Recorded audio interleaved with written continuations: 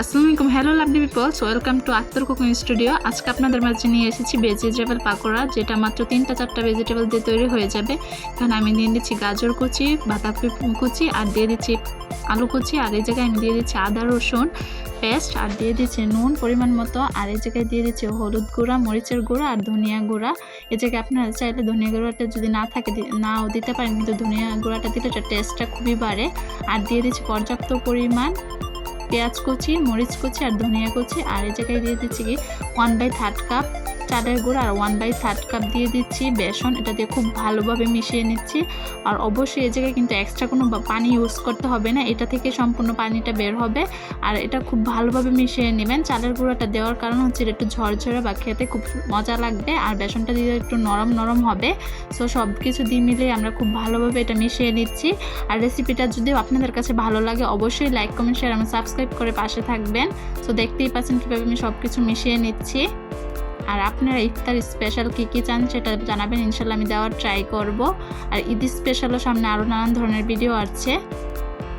আর আমি চাচ্ছি কোনো ধরনের সেহের স্পেশাল ভিডিও দিতে আপনারা যদি সম্মতি হন তাহলে কমেন্ট বক্সে জানাবেন, তাহলে আমি দিতে আগ্রহী আরও বেশি যাব।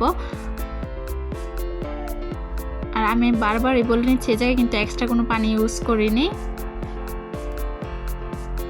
আর রেসিপিটা ভালো লাগলে অবশ্যই বাসায় ট্রাই করে জানাবেন যে রেসিপিটা কেমন হয়েছে। আশা করছি আপনাদের কাছে ভালো লাগবে।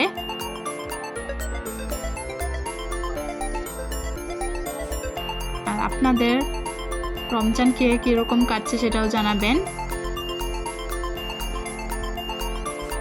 আর এটা কিন্তু খেতে খুবই মচমচে হবে, আর খেতেও খুব একটা ইয়ামি হবে। অনেক বাচ্চারা এই ভেজিটেবল পছন্দ করে না, যার জন্য এটা একটা বেস্ট সলিউশন ভেজিটেবল খাওয়ার। আর এই ভেজিটেবল পাকোড়াটা স্বাস্থ্যসম্মত, যার জন্য মাত্র ঘরে থাকা 3 থেকে 4টা ভেজিটেবল দিয়ে আপনারা তৈরি করে নিতে পারবেন মজাদার ভেজিটেবল পাকোড়া। এটাই আলাদা কোনো ইনগ্রিডিয়েন্টস লাগে না, যার জন্য এটা ঘরে থাকা সব মশলা দিয়ে তৈরি হয়ে যায়। এখন আমি এটা খুব ভালোভাবে তেলে ভেজে নিচ্ছি। এটার জন্য কিন্তু ডুবো তেল লাগবে না, তেলটা আগে থেকে আমি চুলার আঁচে গরম করে নিচ্ছি, তারপর মিডিয়াম হিটে পরপরগুলো দিয়ে নিচ্ছি। আপনারা বুঝে একটা শেপ দিয়ে নেবেন আপনাদের পরিমাণটা বুঝে। আর এই জায়গায় বলে নিচ্ছি এক্সট্রা মরিচের গুঁড়াটা দেওয়া হয়েছে যাতে ঝালের পরিমাণটা একটু ঠিক থাকে, বা একটু ঝাল না হলে এটা খেতেও ভালো লাগে না। কিন্তু যারা ঝাল পছন্দ করেন তারা একটু ঝালটা কমিয়ে নেবেন। আর আমি পরপর দেখতেই পাচ্ছেন কীভাবে শেপ করে দিয়ে দিচ্ছি, আপনিও ঠিক সেরকমভাবে দিয়ে নেবেন। আগেই বলে নিচ্ছি তেলটা আগে গরম করে নেবেন, তারপরে মিডিয়াম হিটে এগুলো দিয়ে ভাজা শুরু করবেন। আর রমজান স্পেশাল নানান ধরনের চপ থাকে, যার জন্য পাকোড়া একটা স্পেশাল একটা রেসিপি। এটার মধ্যে বাচ্চাদের কাছে সবজিটাও খাওয়ানো হয়ে গেল। আর সবজি তো শরীরের জন্য খুবই স্বাস্থ্যকর একটা খাবার, কিন্তু এটা তো আর বাচ্চারা বুঝে না, যার জন্য এই পাকোড়ার ভিতরেই সবজির পরিমাণটা হয়ে যাবে।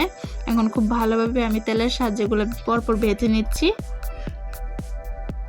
আর পাকোড়া বানাতে কিন্তু এই জায়গায় ডুবো তেল প্রয়োজন হয় না, হালকা একটু তেল দিলেই হয়ে যায়। আর চেষ্টা করবেন এটা ফ্রাই প্যানে করতে, কারণ ফ্রাই প্যানের তেলের পরিমাণটা কম লাগে। দেখতেই পাচ্ছেন কি সুন্দর কালার, লালচে লালচে বাইরে আসছে।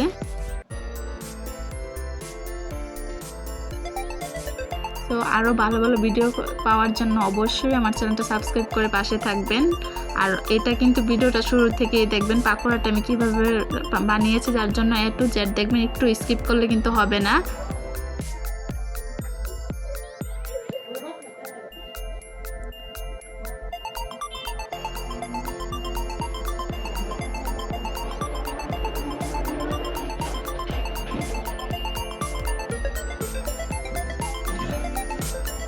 এখন দেখতেই পাচ্ছেন আমি পরপর সবগুলো উল্টিয়ে দিচ্ছি যাতে নিচেরটাও এরকমভাবে লালচে লালচে ভাবে ভেজে ফেলানো যায়। আর কোনোভাবে কিন্তু পুড়ে ফেললে হবে না, কারণ পুড়ে ফেলে টেস্টটাই নষ্ট হয়ে যাবে। আর ফার্স্টেই তো দেখেছেন মাত্র ঘরে থাকা কিছু উপকরণ দিয়ে তৈরি হয়ে যাবে এই মজাদার পাকোড়াটা। তার জন্য অবশ্যই ট্রাই করে দেখতে হবে যে এটা আসলে কি মজা হয়েছে কি হয়নি।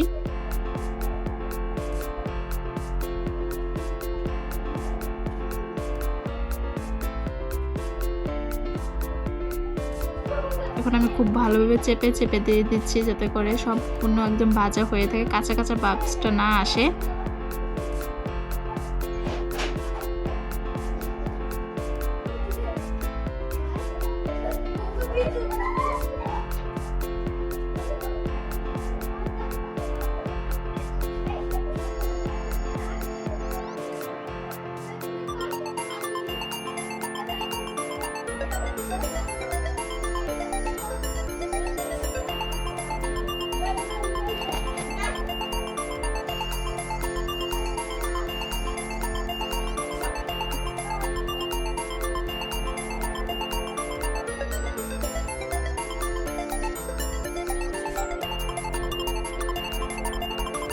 তো দেখতেই পাচ্ছেন যে এটাও প্রায় সবগুলো প্রায় হয়ে এসেছে। এখন আস্তে আস্তে তুলে নিচ্ছি, পরপর একবারে নিয়ে নেবো, একটা ছাঁচের সাহায্যে তুলে নিচ্ছি। আর আপনারাও ঠিক এরকমভাবে ভেজে তুলে নেবেন। এটা কিন্তু দেখতেই পাচ্ছেন কি সুন্দর একটা কালার এসেছে। আর এখন আমি একটা প্লেটে খুব ভালোভাবে এগুলো তুলে নিচ্ছি। এটা কিন্তু ইফতারের জন্য একটা মাস্ট বি একটা রেসিপি, অবশ্যই ট্রাই করে জানাবেন। তো দেখতেই পাচ্ছেন কতটুকু ইয়ামি হয়েছে। সবাই আমার ফ্যামিলির জন্য দোয়া করবেন। আজকে এতটুকুই, সবার সাথে বিদায় নিচ্ছি। আল্লাহ হাফেজ।